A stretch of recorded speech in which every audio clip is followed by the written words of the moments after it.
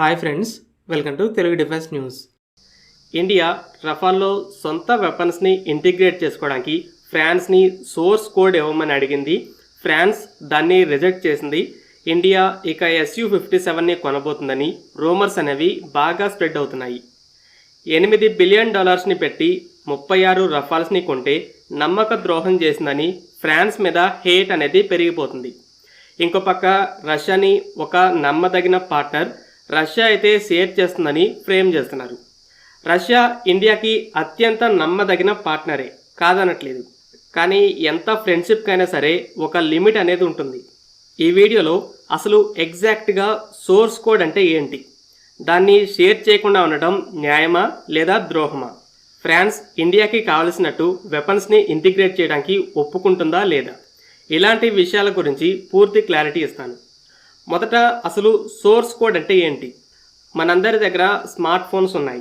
వాటికి ఉన్న ఫీచర్స్ ఏవి, వాటి ద్వారా ఫోన్స్ని ఎలా వాడుకోవాలో మనకి బాగా తెలుసు. కానీ అసలు ఆ ఫోన్ ఎలా పనిచేస్తుందో మాత్రానికి మనకు తెలియదు.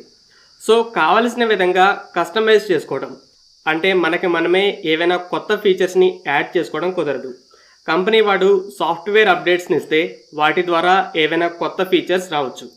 మీరు లక్షల ఖర్చు పెట్టి కాస్ట్లీ ఐఫోన్స్ని కొన్నా కూడా ఇలానే ఉంటుంది.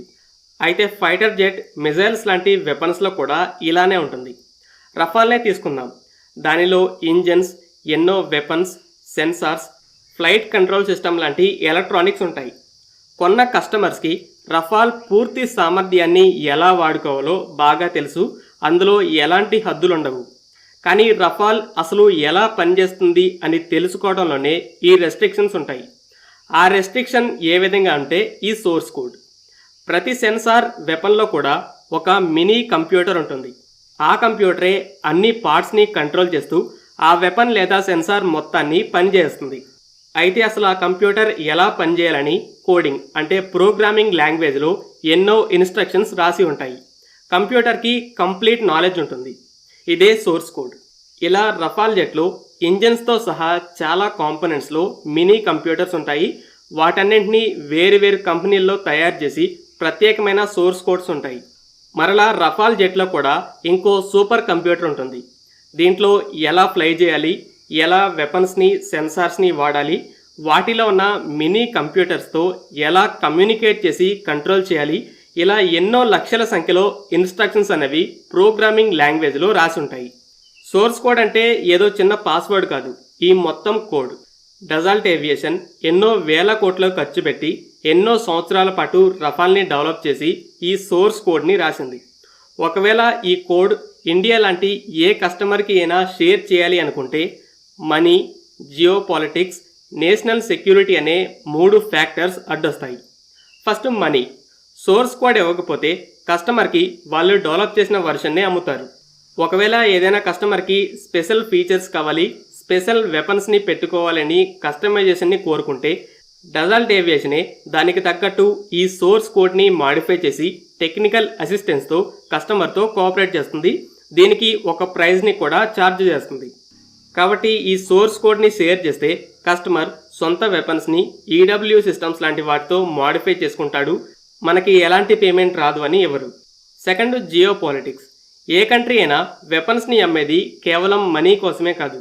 జియో పాలిటిక్స్లో కస్టమర్ తమకి అనుగుణంగా ఉండేలా అరేంజ్ చేసుకుంటారు. సో ఇది కూడా అవసరమే. Third, national security.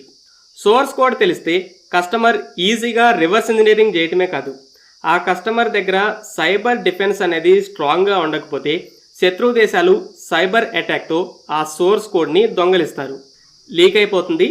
రఫాల్ లాంటి జెట్స్కి సరైన కౌంటర్ మెజర్స్ని డెవలప్ చేసుకుంటారు. సో ఈ 3 కారణాల వల్ల ఏ దేశం కూడా సోర్స్ కోడ్ని షేర్ చేయదు. అమెరికా తమ జెట్స్కి సంబంధించిన ఈ కోడ్స్ని ఈవెన్ క్లోజెస్ట్ అలయన్స్కి కూడా షేర్ చేయలేదు. కేవలం ఇజ్రాయెల్, యూకేలకు మాత్రమే కస్టమైజ్ చేసుకోవడానికి అవకాశం ఇచ్చింది.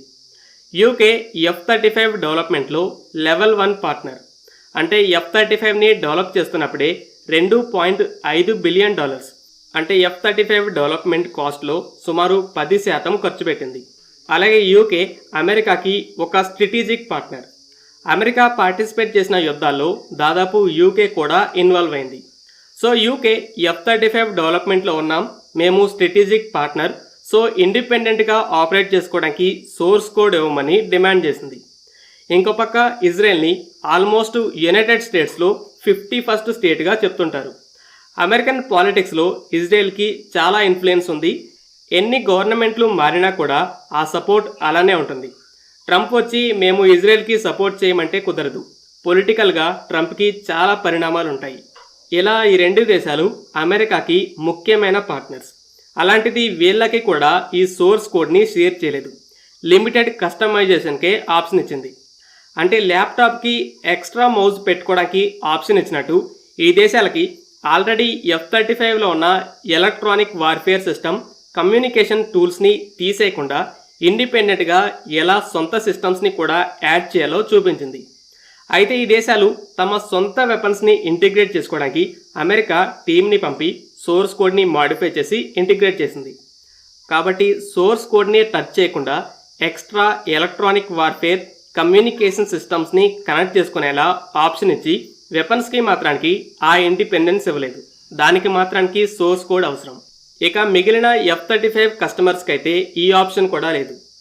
ఇక రష్యా, ఇండియా విషయానికి వస్తే రష్యా కూడా Su-30 MKZ టెక్నాలజీని ట్రాన్స్ఫర్ చేసి చాలా పార్ట్స్ని ఇండియాలోనే మ్యానుఫ్యాక్చర్ అయ్యి ఇక్కడే అసెంబుల్ చేసుకునేలా ఒప్పుకున్నా కూడా సోర్స్ కోడ్ని మాత్రానికి ఇండియాకి షేర్ చేయలేదు.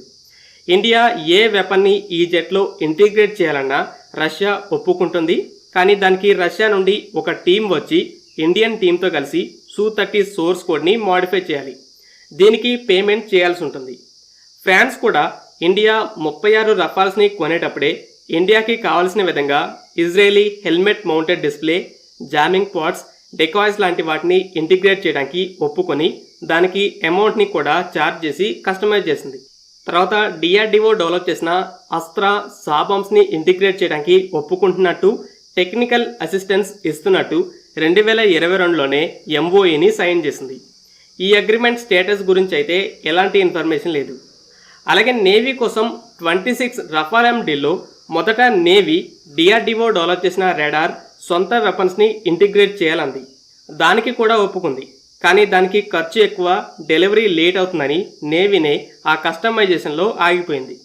సో ఫ్రాన్స్ అయితే మనీ ఛార్జ్ చేసి ఇండియాకి కావాల్సిన విధంగా మాడిఫై చేయడానికి సిద్ధమై, కానీ ఈ 3 ఫ్యాక్టర్స్ వల్ల సొంతగా మాడిఫై చేసేలా సోర్స్ కోడ్ ఇవ్వదు.